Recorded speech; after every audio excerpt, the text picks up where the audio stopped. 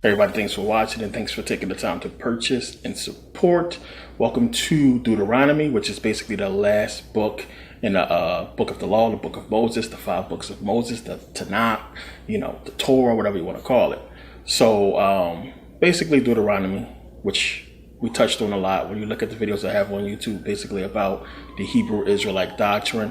This is really going to just crush it. And I basically already destroyed that doctrine, but it's a lot of things that we're going to get into here that I haven't touched on in the videos on YouTube. So this is definitely going to be a lot of insight into understanding what the actual book, is talking about. And really looking at it from, a historical standpoint as far as what it's really trying to tell us about Deuteronomy and understanding the prophecies, one for us.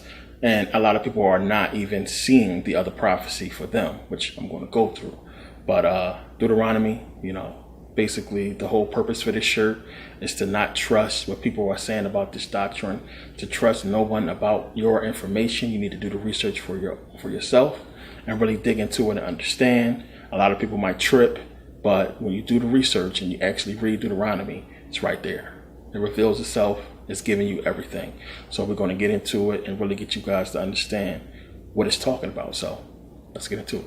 Okay, so now Deuteronomy basically means repetition of instructions or repeated law or second law. Plain and simple. It's just basically Moses reiterating the law. Deuteronomy is giving the law again. Now you would think, after everything we went through so far up to this point, to Deuteronomy, all the laws, when you're reading through the books, and this will be just the 5th, as I said, the 5th book of Moses, but again, it's dealing with the law. So you would think everything that they went through, especially after everything we talked about in Exodus, everything that has happened, what happened to Aaron, what's going on and everything, what happened to the people that got swallowed up, and the plagues that happened to the people that was disobedient, you would think after everything that happened, everything these people have seen, they would get their act together and just do what God tell them to do what Moses tell them to do. But they don't. Moses calls them stubborn. In the first couple books of Deuteronomy, he just basically reinstating the law and really talking to the people and reminding them of everything that took place. So now basically let's skip here to Deuteronomy 5. It says, "And Moses called all Israel and said unto them, Hear, O Israel, the statutes and judgments which I speak in your ears this day, that ye may learn them and keep them and do them. The Lord our God made a covenant with us in Horeb. The Lord made not this covenant with our fathers, but with us, even us, who we are of us here alive this day." Now remember the covenant he made. Let's go back to Genesis. Just to remind you, Genesis 18, it says, "In the same day the Lord made the covenant with Abram, saying, Unto thy seed have I given this land, from the river of Egypt unto the great river, the river Euphrates, the Kenites, and the Kenzanites, and the Kadmonites, and the Cadmonites, and the Hittites, and the Perizzites, and the Rephaims was supposed to be giants, and the Amorites, and the Canaanites, and the Girgashites, and the Jebusites, and what have you." Basically, God saying, the covenant is to give you the lands of these people. So again, people are in these lands. We know the story. It's their land. Going to take you there. You're going to kill them all and take their stuff. So I ain't giving you nothing. You're going to go there and kill them. But basically, the Bible, of course, would give us the assumption that God has given them the power to do so. But as we've been talking about, it's basically the real history of the Greeks, the European conquest of African territory. So read Deuteronomy 7. It says, "When the Lord thy God shall bring thee into the land whither thou goest to possess it, and have cast out many nations before thee, the Hittites, and the Girgashites, and the Amorites, and the Canaanites, and the Perizzites, and the Hivites, and the Jebusites, 7 nations greater and mightier than thou. And when the Lord thy God shall deliver them before thee, thou shalt smite them and utterly destroy them. Thou shalt make no covenant with them, nor show mercy unto them. Neither shalt thou make marriage with them. Thy daughter thou shalt not give unto his son, nor his daughter shalt thou take unto thy son, for they will turn away thy son from following me, that they may serve other gods. So will the anger of the Lord be kindled against you, and destroy thee suddenly. But thus shall ye deal with them. Ye shall destroy their altars and break down their images and cut down their groves and burn their graven images with fire. For thou art an holy people unto the Lord thy God. The Lord thy God hath chosen thee to be a special people unto himself above all people that are upon the face of the earth. Now this part is important. It says, the Lord did not set his love upon you, nor choose you, because ye were more in number than any people. For ye were the fewest of all people. The fewest of all people. Who is it talking about? Think about that. Now, this is one of the things the Hebrews do not want to really acknowledge and understand what it's saying here because they can't fathom it. Now, let's go back to Numbers because I told you guys in Numbers to really remember this part. Let's go back to Numbers 22. It says there, and this is when Balak is basically complaining. He says, he's talking to Balaam. He said, message therefore unto Balaam, the son of Beor, and Pethor, which is by the river of the land of the children of his people, to call him, saying, behold, there is a people come out of Egypt. Behold, they cover the face of the earth, and they abide over against me. So this is supposed to be the Israelites. How can they cover the face of the earth if they are the fewest people? It says clearly they're the fewest people of all, the fewest of all the people. And then you look at saying these people cover the earth. So understand, it's giving you those pointers, those hints. We know African people is everywhere. African people cover the planet, plain and simple. We were everywhere on this planet. We were in every single continent. Everything where people are inhabiting right now, African people was there first. We understand this. So it's giving you that hint. It's really trying to get people to see the connection that the Hebrews, the Israelites, are not only black people, but also the Greeks, also the white man. So you got to understand and be able to put it into those contexts when it's given it to you. Understand it's telling you right there. There it is. We know the fewest people on the planet is the white man. Plain and simple. They came late. So now, as I said, the King James Version is different from earlier versions. It's not the same. Go back and look at the earliest versions. It's different, as I talked about. We'll get into later. But it's clearly trying to make up for or fit into history things that's happening, that basically happened that don't fit into their biblical story. So that's one of the things that Numbers did, and Deuteronomy is doing the same. So again, in this context, it's trying to really get people, the religious person, to believe that God was with these people to help them go out and conquer these nations that's mightier than them. Now, you got to look at it in the context of just people looking at it, believing in this story, just believing it's real, and that they had some kind of power. But in history, in real life, you got to look at it and say, okay, well, clearly, even if you look at it from my point of view, saying, yes, we know that they were the fewest people on the planet. How did they beat us? And as I talked about in Numbers, they bred these men, super strong, cock diesel, barbarian men that basically took us by surprise and beat us. But later on, we understood what happened because they couldn't keep doing that. They got into other parts of Africa where even their strength didn't matter because we had the numbers. So what happened? They had to wait. And we know what took place later on. If you go back and look, once they got the Arabs involved, go back and look at those depictions of the sub-Saharan slave trade. What do they have? Guns. Guns. Plain and simple. That's the only reason why they beat us. You look at those sub-Saharan slave trade pictures, they holding rifles. Plain and simple. And that's how they beat us. That's how they got us.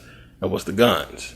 It wasn't that, they had some blessings. These motherfuckers had guns, cannons. It wasn't that these people was right or righteous.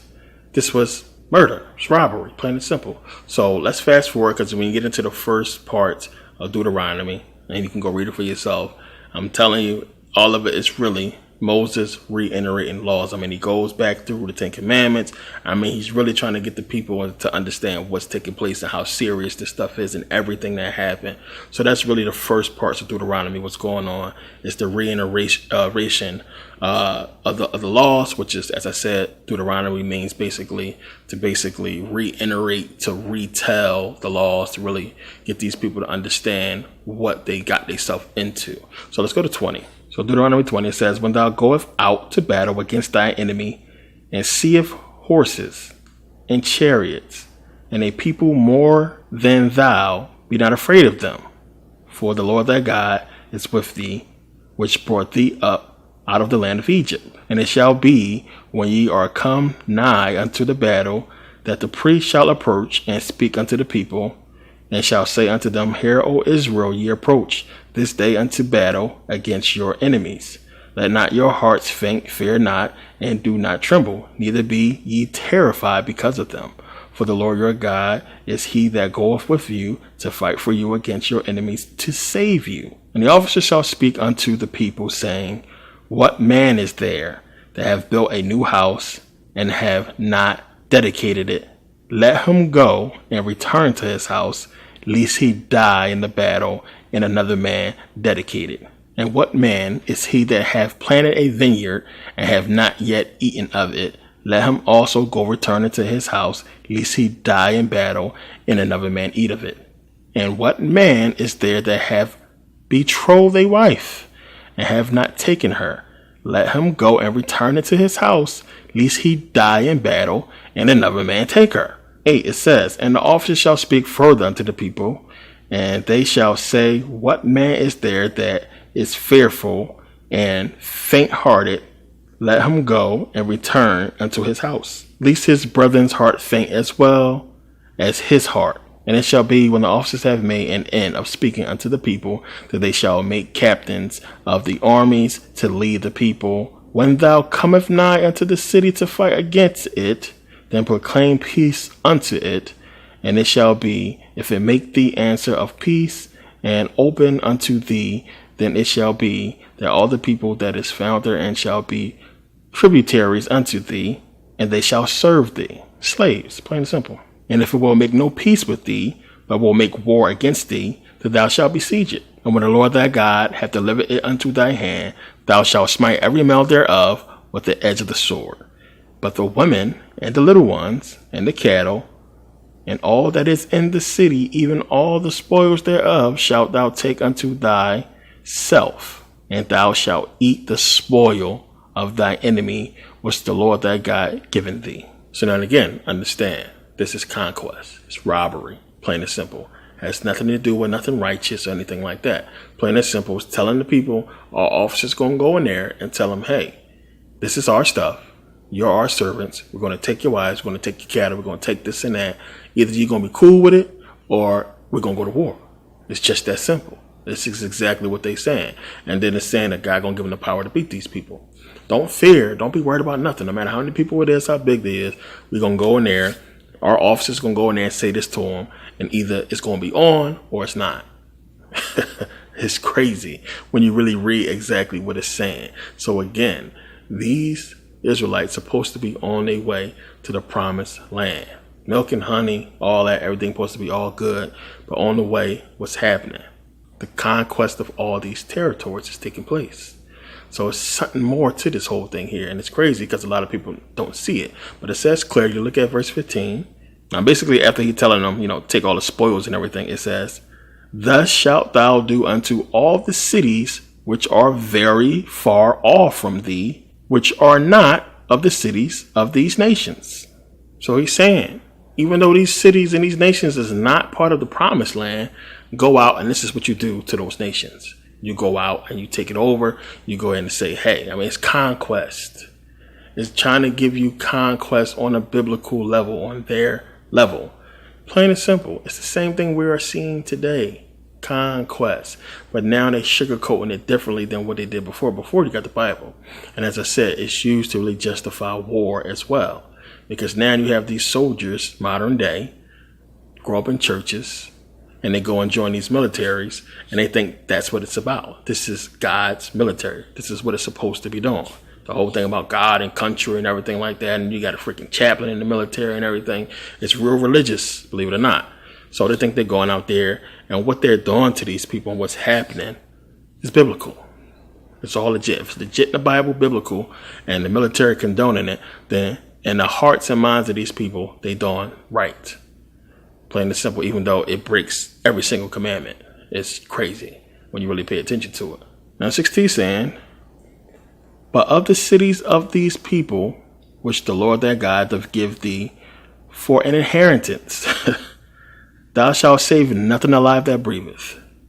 but thou shalt utterly destroy them, namely the Hittites, and the Amorites, and the Canaanites, and the Perizzites, and the Hivites, and the Jebusites, as the Lord thy God hath commanded thee, that they teach you not to do after all their abominations, which they have done unto their gods. So shall ye sin against the Lord your God, that they teach you not to do after all the abominations which they have done unto their gods. So ye should not sin against your God.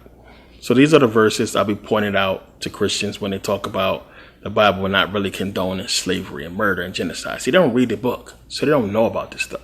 How many times you talk to a Christian and you tell them you're talking about slavery in the Bible, and they want to sugarcoat it and make this whole thing about servants and everything like that, when the book is clearly telling you what they doing, what's taking place, how they raping women and taking women or what have you, trying to make it like this stuff is not happening and that woman is not being raped. Or when you got them, when you caught them, they just basically say, oh, well, that's just the way it was back then, to blow it all. Again, you can't really get through to a lot of these religious people, but when you start giving them these verses and things like this, especially from Deuteronomy, it really attacks their psyche and makes them think. So when you read Deuteronomy, this is 11, it says, and seeth among the captives a beautiful woman, and hath a desire unto her, that thou wouldst have her to thy wife. So if you see a woman that you like, and you want to take her as a wife, then thou shalt bring her home to thy house, and she shall shave her head, and pare her nails, and she shall put a raiment of her captivity from off her, and shall remain in thy house, and bewail her father. Bewail basically mean mourn her father and mother a full month. And after that, thou shalt go into her, and be her husband, and she shall be thy wife. Now, what if she don't want to? You like her, and what if she don't want none of that? Then what? So you basically taking a captive woman, making her shave and all that, and after 30 days of her mourning her family, you go into her. What if she don't want you to go into her? Then what? I mean, it's rape. It's giving you rape right there. Now, 14 is interesting. 14 says, and it shall be, if thou have no delight in her, then thou shalt let her go whither she will. Whither really means wherever she want to go, let her go. But thou shalt not sell her at all for money. Thou shalt not make merchandise of her, because thou have humbled her. So I guess they must have liked every single black slave woman that they came across, because they damn sure kept them and they let them go as they wanted to go. Because that's crazy that verse is in there. And I had a few Christians point that out and say, see, it's right there in the Bible that if they didn't like the woman, they ain't rape her, they just supposed to let them go. Did that happen in real life? Did we not have slave women? Were the slave masters not raping the black women and having babies? So again, can't go by that. Now, it's supposed to be some Hebrews watching, and hopefully they kept their word and they actually bought and is watching this, because I definitely want you guys to see. Now, it's a lot we're going to get into, of course, more than this, but these are some points I wanted to touch on that goes against the argument that I have received from a few of you. A lot of people then did talk about being able to marry more than one woman in the Bible, but for some Christians who may be watching, yeah, it's in there. And I think you can look at some of the other examples in the Bible where they had multiple wives, but there's a lot of Christians that was thinking you're not supposed to do that, and that's somehow against the commandments of God, but it's in the Bible. So now let's start getting into the really good stuff here and understand. One, as I talked about previous videos on YouTube about the Hebrews, understanding the fact that one, the doctrine of the Hebrew Israelites is the same. You can go back and look, and the only way you can see it and really get real proof of this, if you take the time to either go online, Library of Congress, read the slave narratives, and listen to what they said. And what they said is basically that the slave masters was teaching them that God cursed black people to be slaves. And they used the Bible to justify that. Now, we can go with everybody's excuse, because this is what people say today, that, oh no, just because they use the Bible to justify slavery doesn't mean the Bible is bad. This is what people say. But you can clearly look in the book and see that there's clearly verses and things in the Bible that would give you the belief that we are cursed and that things that happen to us, with slavery and everything else, is because of God's will. The curse of Deuteronomy, which we'll get into. But Time Magazine did a whole article about just that. Slave masters who basically use the Bible to justify slavery.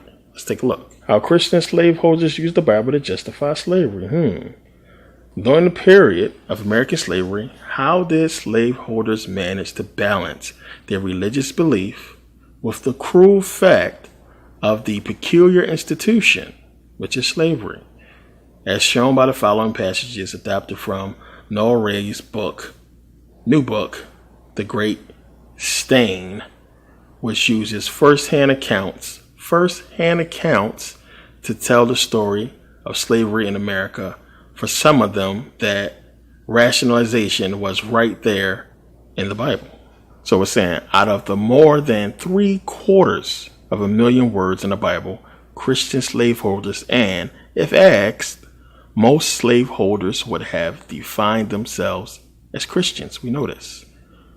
Had two favorite texts, one from the beginning of the Old Testament and the other from the end of the New Testament.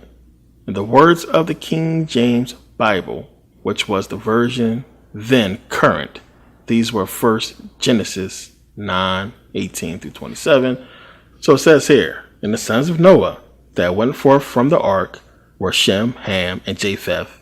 And Ham is the father of Canaan. They make sure they note that. These are the three sons of Noah, and of them was the whole world overspread.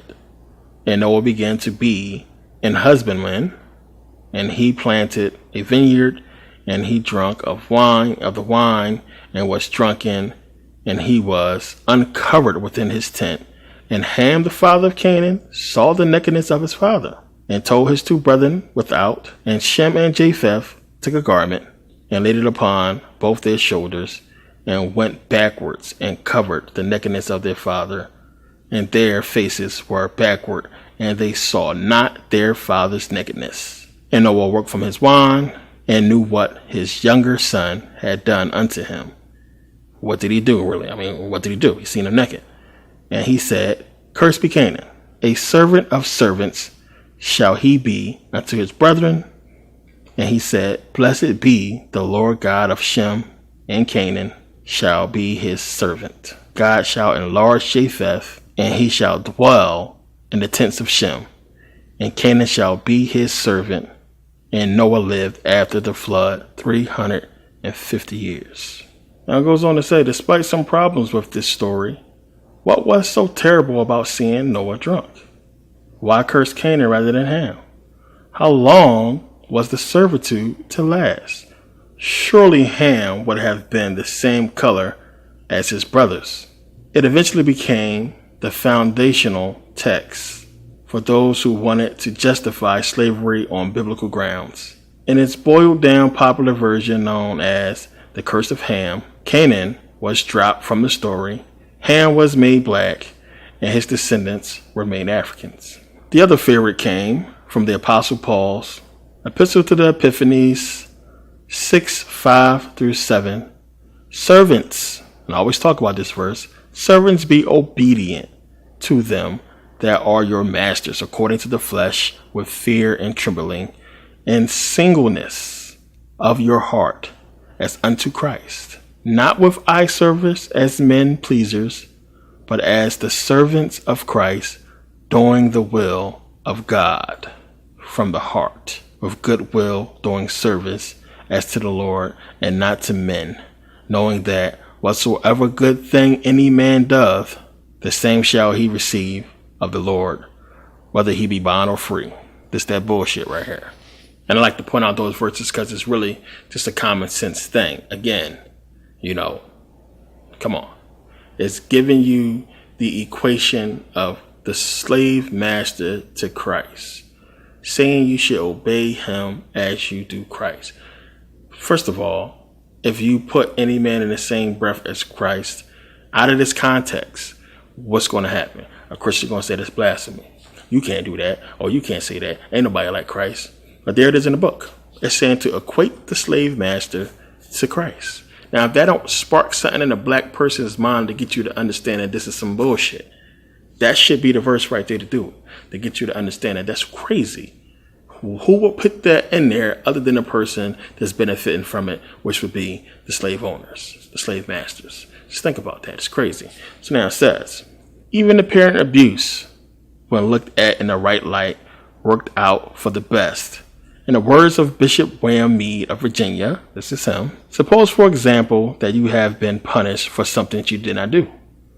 Is it not possible you may have done some other bad thing which was never discovered, and that Almighty God, who saw you doing it, will not let you escape without punishment one time or another? And ought you not in such a case to give glory to him, and be thankful that he would rather punish you in this life for your wickedness than destroy your soul for it in the next life? But suppose that even this was not the case hardly to be imagined, and that you have by no means, known or unknown, deserved the correction you suffered. There is this great comfort in it, that if you bear it patiently and leave your cause in the hands of God, he will reward you for it in heaven, and the punishment you suffer unjustly here shall turn to your exceedingly great glory hereafter. Again, when you read some of this stuff, it piss you off and just make you like, damn. Like, it's sitting there saying that, if you got punished for something that you didn't do, it could be God punishing you for something that you didn't get punished for already. You did something bad a while ago, you didn't get caught. Now when you're getting punished, it's because of that thing. So you could be completely innocent of something, and get punished for something that you did 2 years ago, according to this bishop. And that if you suffer it and you be okay, again, as I talked about when I put out the calculated destruction of black man and woman, what she was saying in the beginning, if you just sit there and you take it, you're going to get your blessings in heaven. Plain and simple. So if you sit there and you take the beat and you take what's happening to you, you'll get your blessings later in heaven. But the people that get to do these bad things, nothing happens to them in this life. They get to do everything they're doing to the innocent person, but they can justify it by saying what they're saying here, that maybe God made them do this because it's justification for something that this person did and didn't get caught yet for it. It's bullshit. But let's read another bishop. Bishop Stephen Elliott of Georgia also knew how to look on the bright side. Critics of slavery should consider whether by their interference with this institution, which is slavery, they may not be checking and impeding a work which is manifestly provincial. For nearly 100 years, the English and American churches have been striving to civilize and Christianize Western Africa, and with what result? Around Sierra Leone and in the neighborhood of Cape Palmas, a few natives have been made Christians, and some nations have been partially civilized, but what a small number in comparison with the thousands, nay, I may say millions, will have learned the way to heaven, and who have been made to know their Savior through the means of African slavery. I mean, think about that.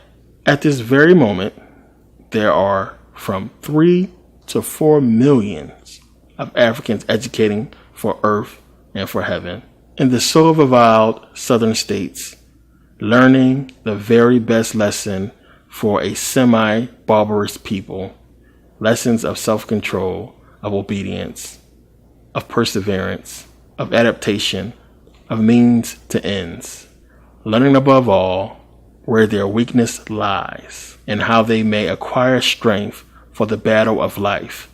These considerations satisfy me with their condition,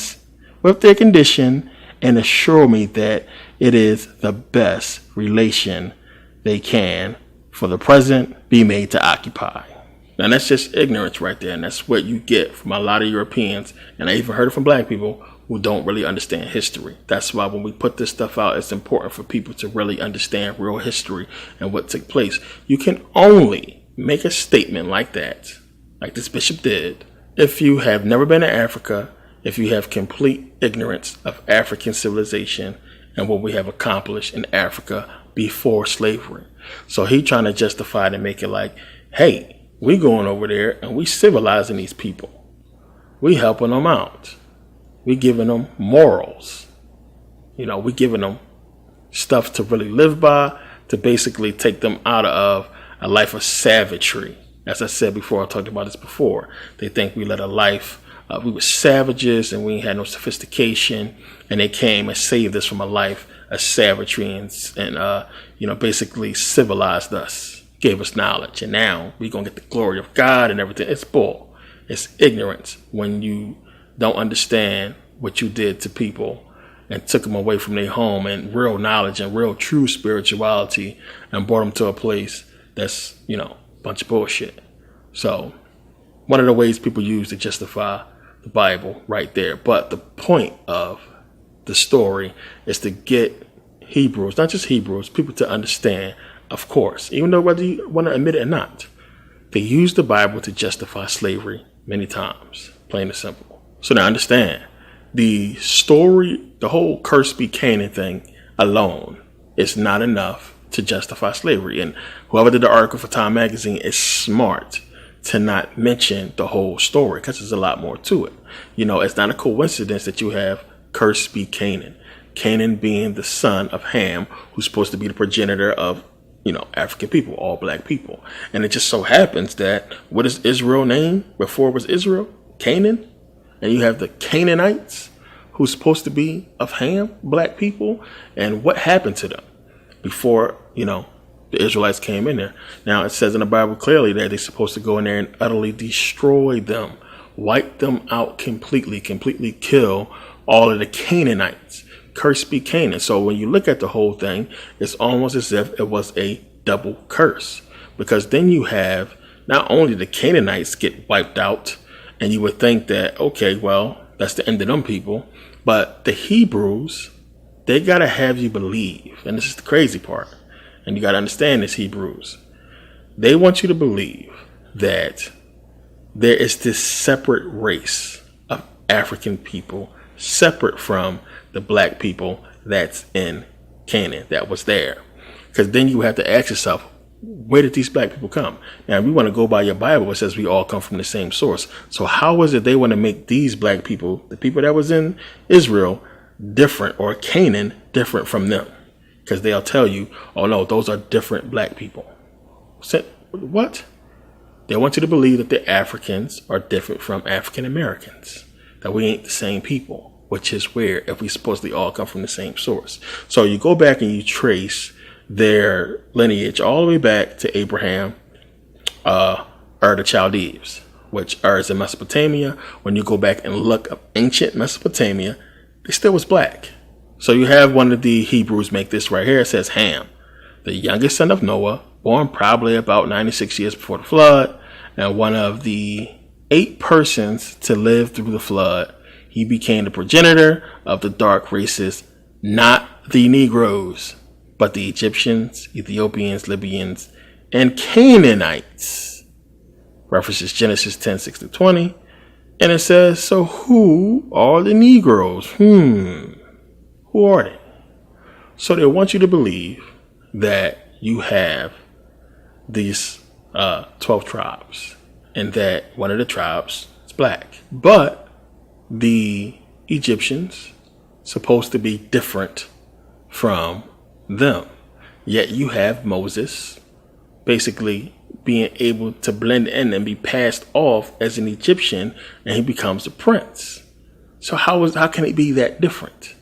How could it be that you can somehow, these Hebrews can look at a black person, two black people, one from Africa, one from America, and say they're different, when there's some black people, if you've been to Africa, that look just like people back home until they speak and you hear the accent, plain and simple. But somehow Moses was supposedly passed off as one of them, and they don't think about that. So again, the whole story of them trying to really separate Africa from them is crazy. And it only fits with one agenda, and that would be a white man creating this doctrine to separate African people from Africa. Plain and simple, because as we go on, you'll see it just don't make sense, the Hebrew Israelite doctrine, when you pay attention to all of Deuteronomy. So we look at Deuteronomy 20, 17 and 18. It says, but thou shalt utterly destroy them, namely the Hittites and the Amorites and the Canaanites, so on and so forth.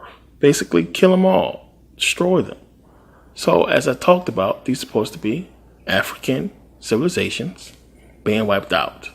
So cursed be Canaan, the Canaanites, black people.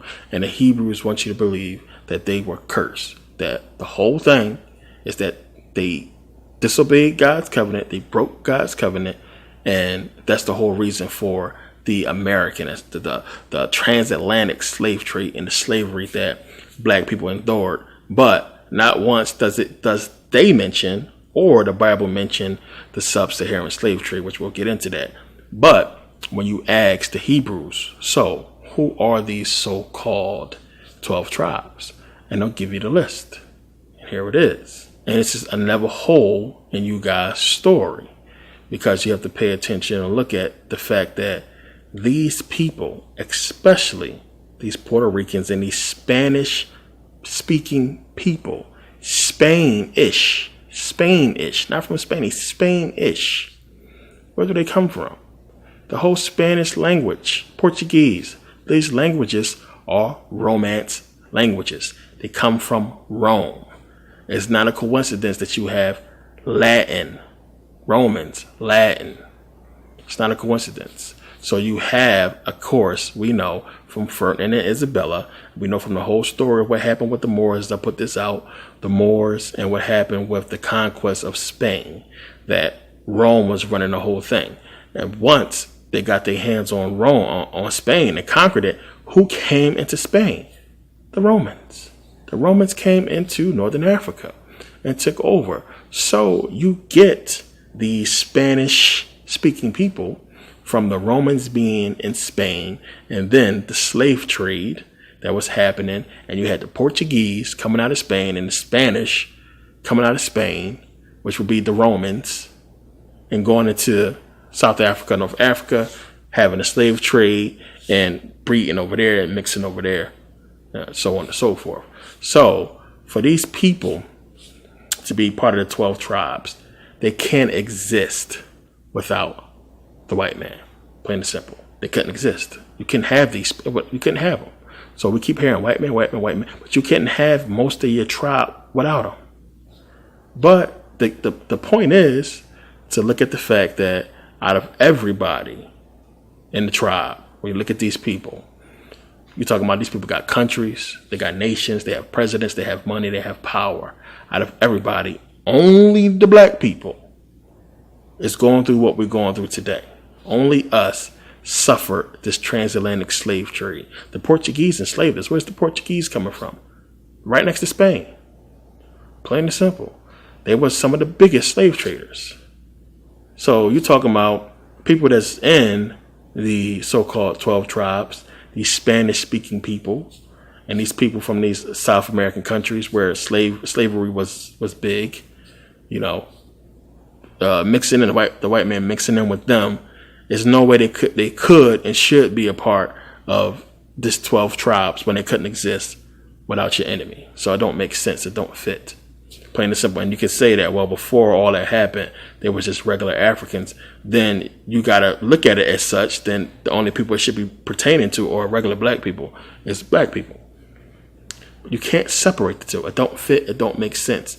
Them trying to take the Africans out of the whole equation and make us as if we're some kind of evil people that's set apart from regular black people, when they can't even fit their story into real history and make it make sense. It don't fit. It don't go. Now, again, it already told you who these people are. I've told you. It said they were the least people on the planet. It wasn't African people. So when was African people less people on the planet than anybody else? Tell me a time. So it's giving it to you right there in your own Bible that these Israelites was white people. Plain and simple. It's trying to give you that hint. that's who they are. We know that in real life, outside the Bible, that they made, as I talk about, the African peoples, they indoctrinated them and gave them that whole charge of going out and spreading, the whole Hebrew law and spreading the religion or what have you. But as I said, what they're talking about in the Bible is their conquest. And then they switched places with us and put themselves in our position that they put us in, plain and simple. So they took slavery and put themselves as the victims. But none of it, as we know, equates to anything that we can see in real life that so-called Jews went through. We went through it. They didn't. But the book is giving you the hint and the clues right there of what's taking place. But again, as Time magazine put out the article to show clearly, the book was created, not so much created, justified, but I'm going to say created for this person, for this purpose, to really get the, not only just the slave masters, but the people to really use it to justify slavery, to go back in the book. And you can look in a lot of verses and see that they took things from the book and applied it to us. So case in point, Deuteronomy 21, verse 22, and it says, "And if a man have committed a sin worthy of death, and he be to be put to death, and thou hang him on a tree." You had hungry slaves, hungry, they would go in and steal food or steal a chicken, and they would get hanged for it. "His body shall not remain all night upon the tree, but thou shalt in any wise bury him that day, for he that is hanged is accursed of God, that thy hand be not defiled, which the Lord thy God giveth thee for an inheritance." So now it's going to be tough for people to see that don't want to see, to really, pull out what the verse is really talking about. So to go to Deuteronomy 7, let's go back. 7:17, it says, "If thou shalt say in thy heart, these nations are more than I, how can I dispossess them? Thou shalt not be afraid of them, but shalt well remember what the Lord thy God did unto Pharaoh and unto all Egypt." Dispossess means to deprive of land, property, or the possessions, to basically strip, rob, or cheat out. So show me in the Bible where it says that where it's talking about in the Exodus story that the Israelites robbed Pharaoh or stole their stuff. They fled.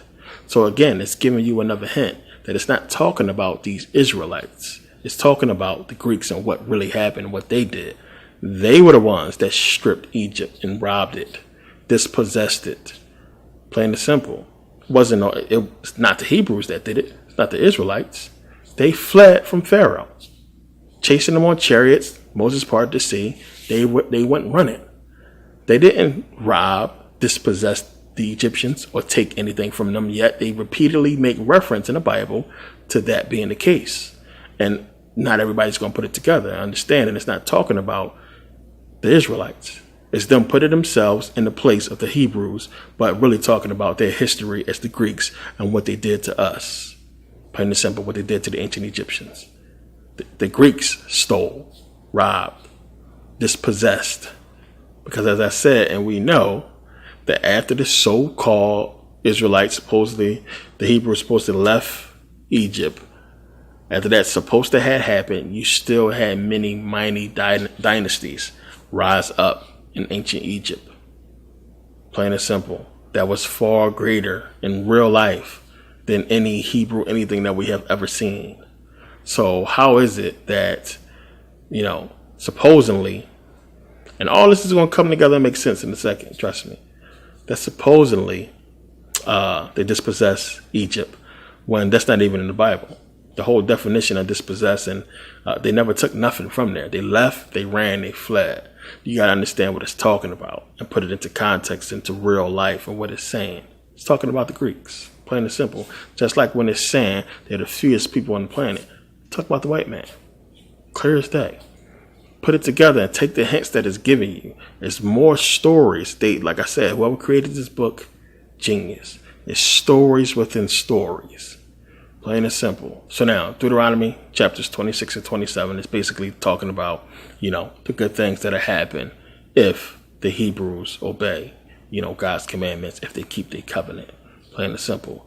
So I was talking about, they will basically be in the land of milk and honey, fruit baskets, fruit everywhere.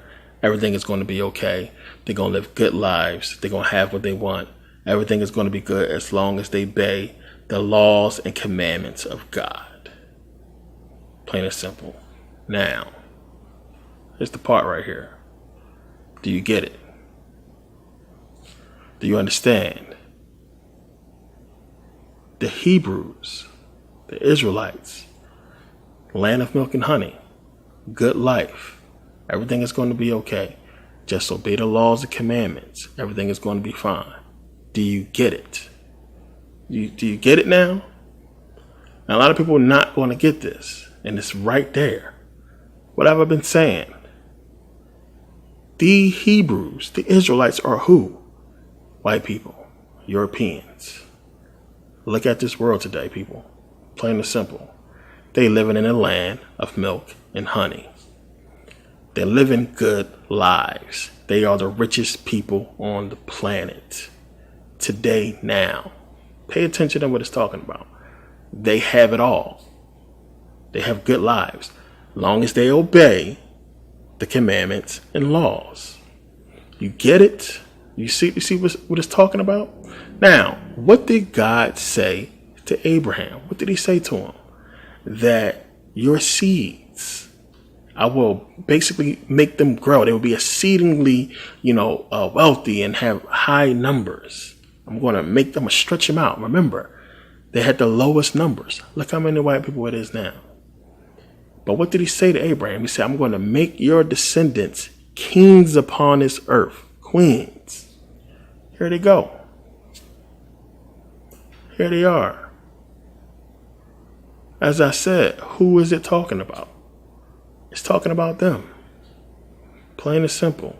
And this is the clearest way to really get people to understand that the Hebrew Israelites is both them, the white race, and us, black people, when they need to put it into that context. But really, it's all them. Because really, they still are a spot. Now, it's us esoterically. Because, of course, they wouldn't dare say that black people are the chosen people. Esoterically, you get that part. That is saying, because on the surface, they stole that from us. They stole our slavery even. Plain and simple. But we know when we look at Deuteronomy, it's talking about us. Clear as day. Plain and simple. But then now they want to make it like, okay, this the Jews and this what happened to them. Plain and simple. So you got to look at the whole thing. And it's hard for the Hebrews to really grasp and understand because of why. They go look at Israel. Look at Israel. You see people over there starving and look poor. It don't look like the land of milk and honey. It look dusty. It don't look as good as it's supposed to be for God's chosen people. But people don't understand. They don't get it. This is Israel, America. This is it. Who owns this land? They do. Who is running everything? The Jews. Jews is running everything. I've been talking about this and building up to this point to really get people to understand and see it. I showed you guys the wall. What happens? Celebrities go to the wall. Plain and simple. They go to the wall because they know who's in power. Who is running the music industry? The Jews. White people. Hollywood. Jews. Everything it's talking about has come to pass already and people are not seeing it because they got us looking up, waiting for this Messiah to come, and we're not seeing what's already played out already in front of our face. They already got it. The land, pay attention to everything. They get to live good lives. We still suffering because of what they stole from us. And, a lot of people, they can't grasp it. They can't put it together. That it's no such thing as a damn Jew. Jew is a scapegoat to hide the fact that white people are on top and taking over. This white system, these white people. Plain and simple. They can't fathom it. Because it's like the Greeks, huh? But then nobody want to put into context what happened to them. How do you go from power to joining with the Romans? How the Romans go from power to what it is now? They can't put it together. Plain and simple. You can see clear as day. The covenant wasn't broken. Well, there's no covenant. I mean, this is a story. What you talking about? The common sense part of it is, how was it that only the black people out of the 12 tribes is going through all this heartache, this so-called curse? And it's confusing a lot of Hebrews, because they like, okay, wait a minute, cursed be Canaan, but black people supposed to be different, but it seemed like we both cursed. What's going on? What's up with that? Put it together. Plain and simple. It's bullshit. It's bullshit. It's a story made up to talk you out of what's rightfully yours and to justify the reason why we are in this position by the people who put us in this position. It's not a coincidence that America sends billions of dollars a year to Israel, that Israel is always somehow in the mix of almost every United Nations issue somehow. War efforts, everything. It's always somehow they in the mix. And you got to pay attention to what it all goes back to, because it's the scapegoat. It's just there to hide who's really in power. As I showed you guys the pictures, you can't look at this stuff and just ignore it. These men coming to the White House and come on, they're hiding behind this creation they created. This facade, plain and simple. It goes back to who is really in power. The white man. Clearly to the Romans, who's running the whole show. Plain and simple. And you got to look at that and see who's really in power. It ain't no damn prophecy. It's bullshit. That basically places the white man at the top while black people sit around hoping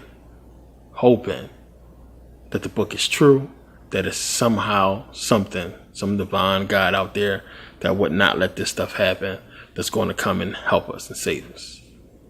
Plain and simple. It's a hoax. It's bullshit. They're already in power.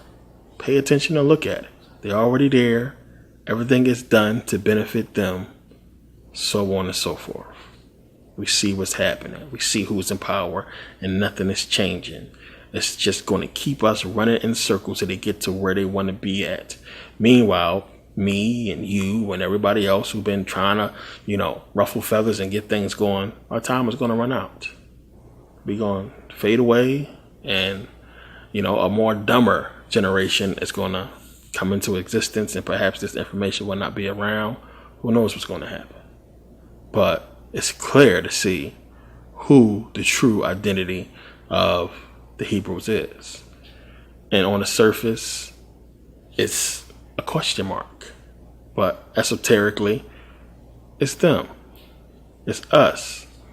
The Hebrews can look at it and say, oh, it's black people, black Hebrew Israelites, but we don't fit in every single context of it. Their definition of the whole thing don't fit. It don't make sense. Especially with this whole 12 tribes and all these different races supposed to be the tribes. That's just stupid. That don't even fit. Because what happened to us specifically didn't happen to them. So how are we all supposed to be punished and, it only happened to us? But then they got that whole curse be Canaan, curse the Ham thing in there to kind of sort of justify, maybe it's only supposed to happen to black people because of the curse of Canaan or what have you. So, yeah. Bullshit. Because then you got to ask yourself, they had a choice, and we'll get into this in a second. You're basically giving them a choice. Either you're going to follow the commandments and do what's right, land of milk and honey, everything's going to be all right, or you're going to be cursed into slavery. Plain and simple. And clearly, they did what they're supposed to do because they're in the land of milk and honey. They got everything. It's right there. And people just don't want to accept it because it's too complicated. And it makes people feel scared and alone that, the most powerful people, it's the bad guy. It's the bad guy. And you got to understand how much manipulation is going on, how much deceit is going on to even fool them. And to them thinking, they are supposed to be where they at. If they don't even know. Like I said in the beginning, they don't want to fathom that they are capable of such evil. And we don't want to fathom that, it's nobody out there helping us that's going to come and save us from what we are experiencing. And we all need to wake up. So we can look at Deuteronomy and all the good stuff that's supposed to happen, what have you. But the bad stuff is the part that gives it away, as we know, because nobody went through this but us. So Deuteronomy 28:30, start here, says, "Thou shalt betroth a wife, and another man shall lie with her. Thou shalt build an house, and thou shalt not dwell therein. Thou shalt plant a vineyard, and shalt not gather the grapes thereof." Slavery, clear as day. "Thy sons and thy daughters shall be given unto another people, and thy eyes shall look and fail with longing for them all the day long, and there shall be no might in thy hands." Clear as day, talking about us.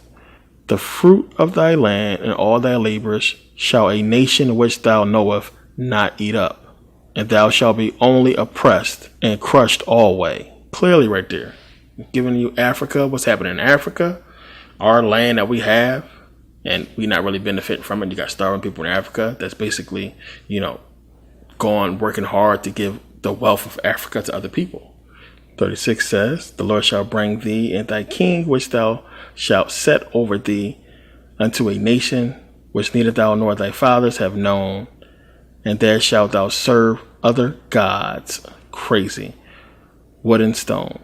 Talk about this very book. "And thou shalt beget sons and daughters, but thou shalt not enjoy them, for they shall go into captivity. Therefore shalt thou serve thy enemies, which the Lord shall send against thee, in hunger, and in thirst, and in nakedness, and in want of all things. And he shall put a yoke of iron upon thy neck, until he have destroyed thee." Clear as day. Speaking to nobody but us. And as I said, when I first started getting into this, I can understand how Hebrews can read that and clearly run straight to the fact that it's us. It's us. But if you don't put the whole story together, you're going to be stuck. You got to put the whole story together to understand what it's really talking about. It's more to it than simply giving us that easy hint. No other people on the face of this planet fit that. There's nobody else on the planet that can read that and not say it's us. So clear as day. But as I said, the King James Version, written 1604 to 1611. Plain and simple. Slavery was already going on. So they already knew what was happening. And they knew their plan for us. It's a Masonic book. They knew what they was going to do. They knew what was going on, and they put it in the book. That's all to it. It's not the same as what Moses supposedly wrote over 2,000 years ago. It's not even the same as the oldest biblical manuscripts, as I pointed out, when you go to Deuteronomy 28:68, when it's talking about, "And the Lord shall bring thee unto Egypt again with ships. By the way whereof I speak unto thee, thou shalt see it no more again, and there shall be so unto your enemies for bondmen and bondwomen, and no man shall buy you." And I gave you Deuteronomy 28:68 and Codex Sinaiticus, where it's talking about children. "Definite place, there exists an enemy unto your child, and child run away and not be the inquired eat." It's not talking about Egypt. It's not talking about ships in that verse, as I gave it to you in Greek, because you can't find a Hebrew manuscript that predates the Septuagint Greek. And I get into all this on YouTube, as you know. For those who may not know, there is no Hebrew manuscript that predates the Septuagint Greek. So all of a sudden, poof, we get the Septuagint Greek given to us by Ptolemy II Philadelphus, who was a Greek pharaoh who conquered his way onto the Egyptian throne. He wasn't a real pharaoh. This is supposedly where we get the Torah. We don't have a Torah in Hebrew that predates this. So you got to understand that. So when people telling you that the original Old Testament was written in Hebrew, where is it? We never had one. We never had that book.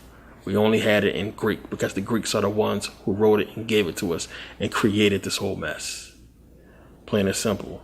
And again, when you trace the real history, it's not hard to figure this stuff out, because the history is they giving it to us. They telling you exactly what they did and how they did it.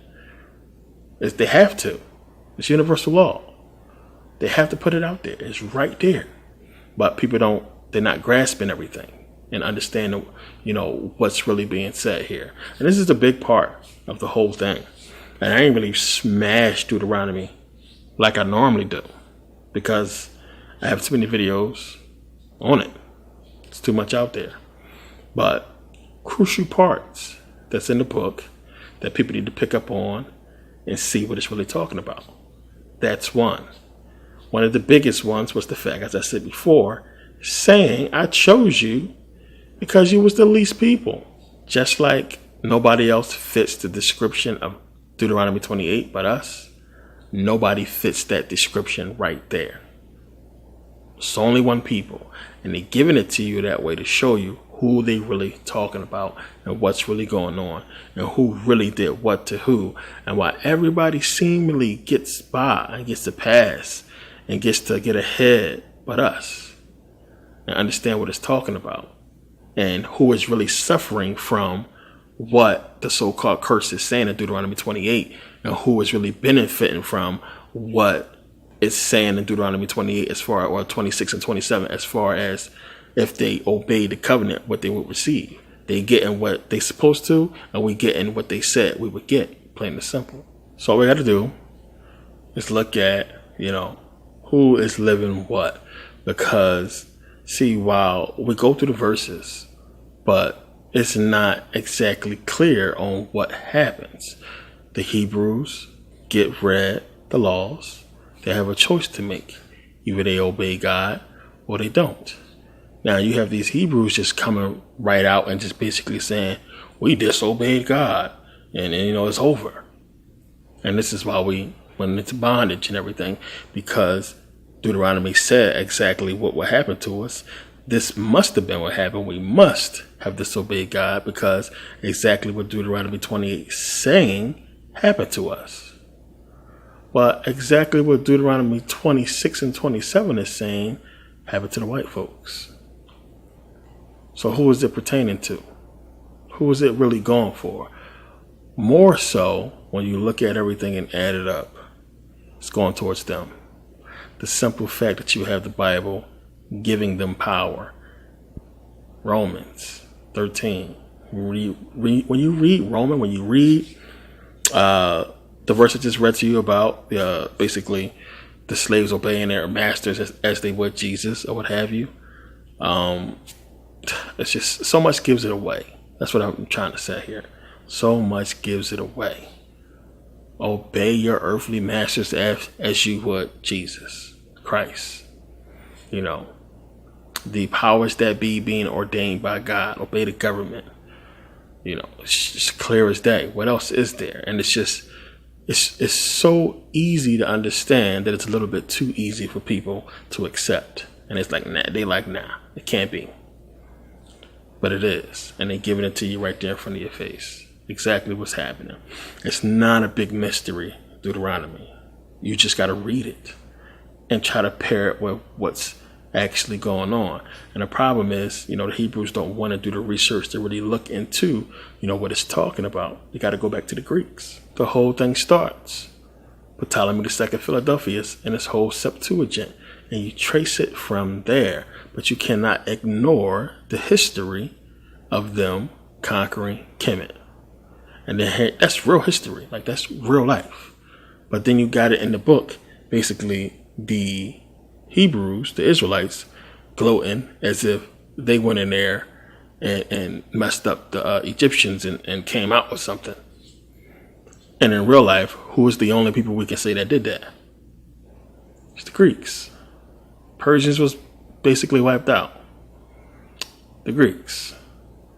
And all them people over there in Israel, scapegoats. They just there existing. They're a mix. Arabs and the goddamn Greeks.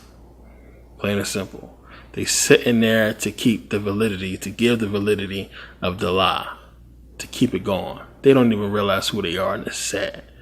They don't even know what they are and what it's really about. And that's crazy. You have these millions of people believing in this book that is completely deceiving them all. It's the biggest deception going on this planet. Plain and simple, right there. And if they just read the book, they can see it, because it's not hard to put it together. There is no Jew, white, what have you, that can read Deuteronomy 28 and tell me that it fits any other person but black people. Plain and simple. Nobody can tell you that it doesn't. They can't even look at themselves and say it fit them, because they never endured that. It never happened. It only fits one people. So now the Hebrews' hope, these black Hebrew Israelites, their hope is basically Deuteronomy 30, when it's saying here, and shalt return unto the Lord thy God, and shalt obey his voice according to all that I command thee this day, thou and thy children, with all thine heart and with all thy soul, that then the Lord thy God will turn thy captivity and have compassion upon thee, and will return and gather thee from all the nations whither the Lord thy God hath scattered thee. If any of thine be driven out unto the utmost parts of heaven, from thence will the Lord thy God gather thee, and from thence will he fetch thee. And the Lord thy God will bring thee into the land which thy father possessed, and thou shalt possess it, and he will do thee good, and multiply thee above thy fathers.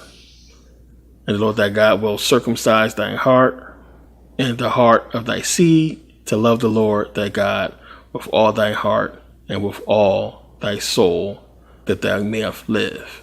And the Lord thy God will put all these curses upon thy enemies, and on them that hate thee, which persecuted thee.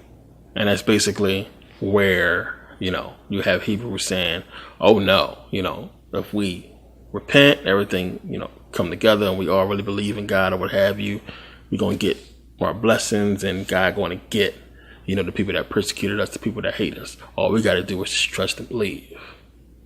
So again, when I point to these verses, really asking the Hebrews to point to the verses, I should say, that specifically only describes white people being, somehow destroyed or killed by God in the Bible.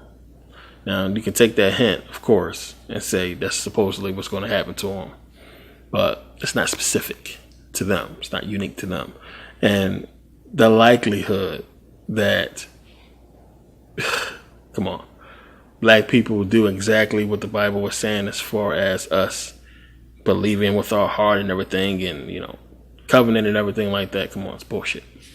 If for hundreds of years, black people were in slavery, the ones who believed, praying, asking God to save them, if we couldn't pray and get saving then, it's not going to happen now. So you don't go hundreds of years captivity and just all of a sudden, you can go free. It's a motive behind it, stuff behind all that. And as I said, it was to break us out of the habit of passing down information. That's what it really was about. So understand, the Bible was just there to justify that on the spiritual level, to replace the spirituality that they was trying to breed out of us and put into it, this whole watered down bullshit that we got in the Bible.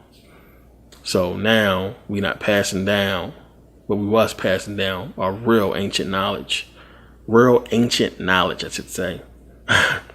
And we passing down, this Bible. We're not really, it's bullshit. So there it is. Deuteronomy 28, it's not that tough. Really got to go through it, and it's not hard for people to see exactly what it's talking about.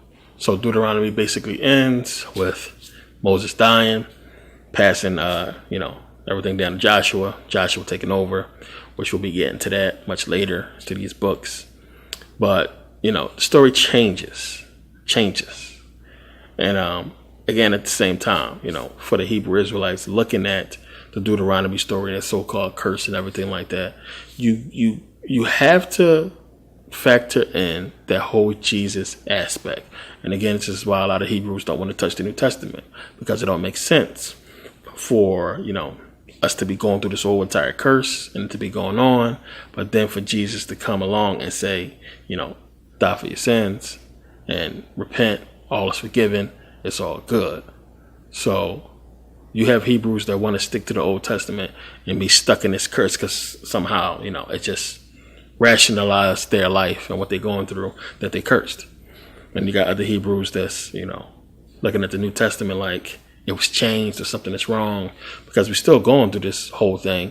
So, it can't be right. Not realizing, not fathoming that in 17th century, they had it all laid out already. Plain and simple. And it's hard for people to get that, because people look at old stuff and think that it's not supposed to have some kind of, agenda to it because it's old. Plain and simple. You could be working for a company, now that's going to exist 200 years from now. Everything you doing for that company now at that period of time is to get it to where it's going to be at 200 years from now. So just because you worked there and you was doing what you're doing, don't mean the company didn't have an agenda behind what you was doing. Just because it was old. The agenda, what you was doing, the work you was doing, was going towards the company being in existence 200 years later. Plain and simple. It don't matter if you was sweeping the floor. You was contributing to the company existing. So we're talking about a power that's existing and everything that's happening. People placing themselves in a position of power to rule, and it being put in place a long time ago.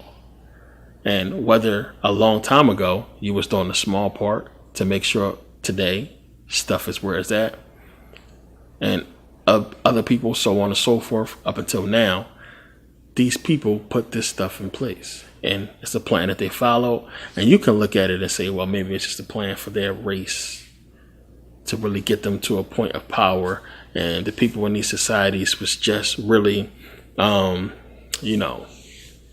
really about making it happen. So it's a lot of ways you can look at it.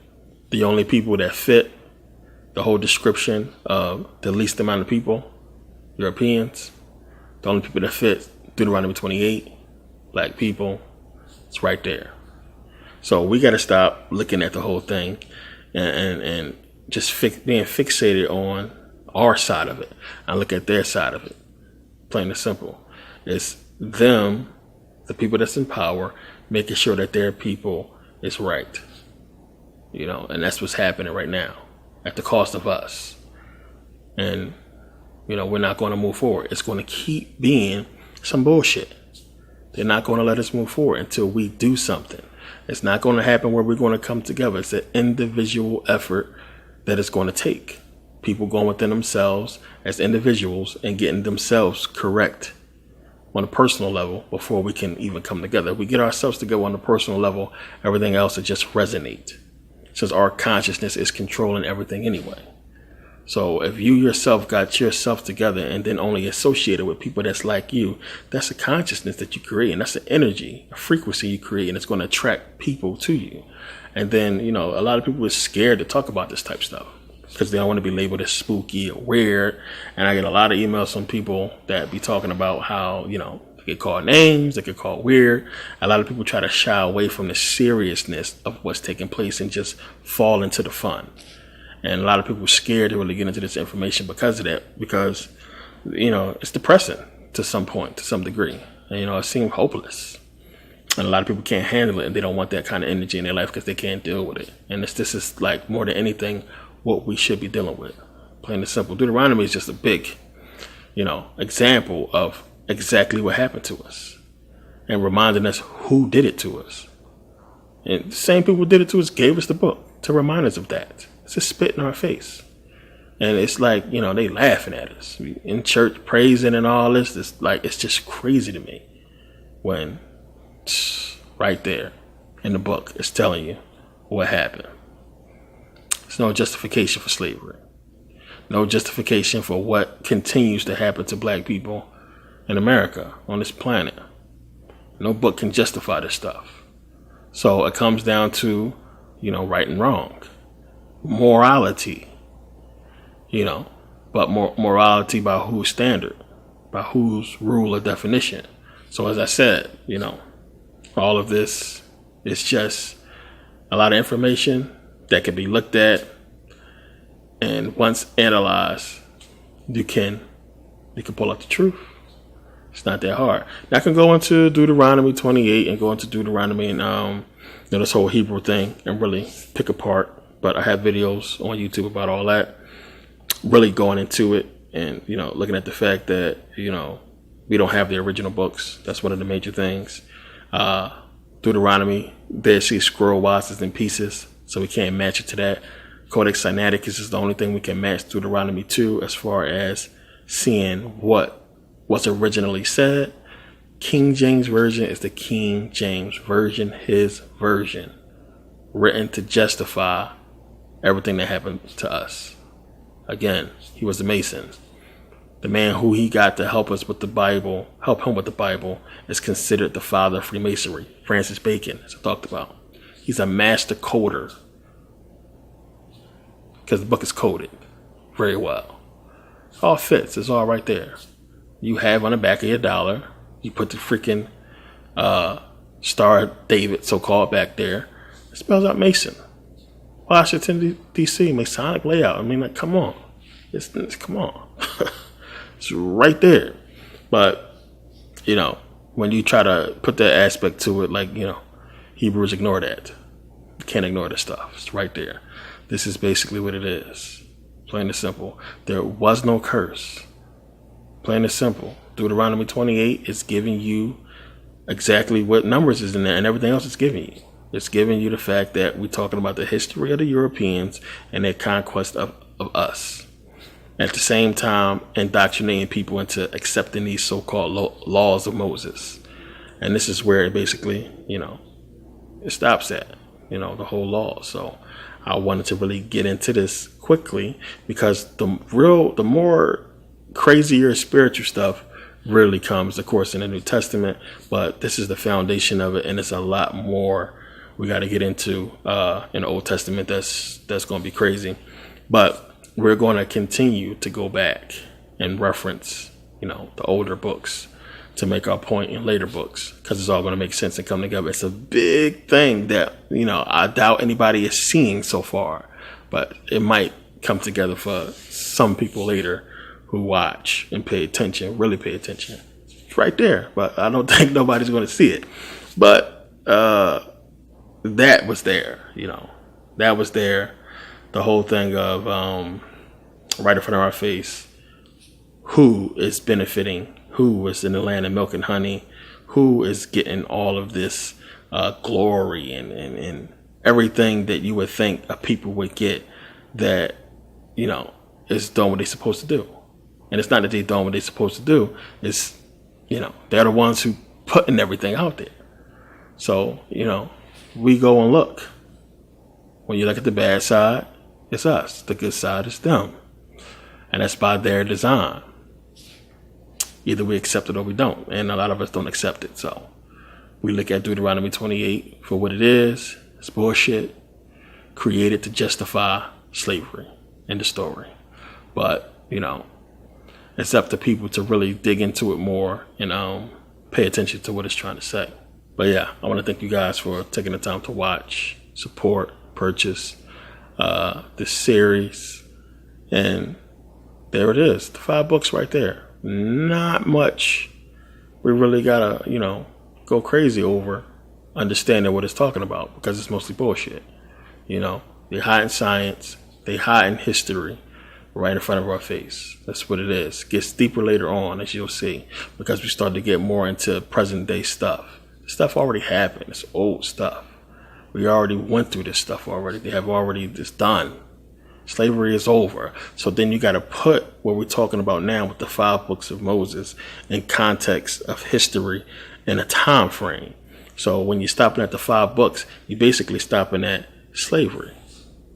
So now we're getting into the America side of what's been going on and everything. And you'll see how it goes. It's not hard. So and understand how they have it listed as the laws and so on and so forth. You'll see what I'm talking about later. But it's right there.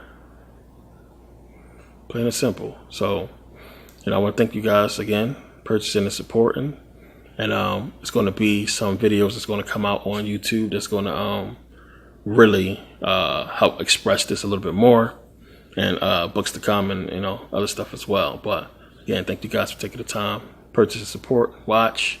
See you guys next video.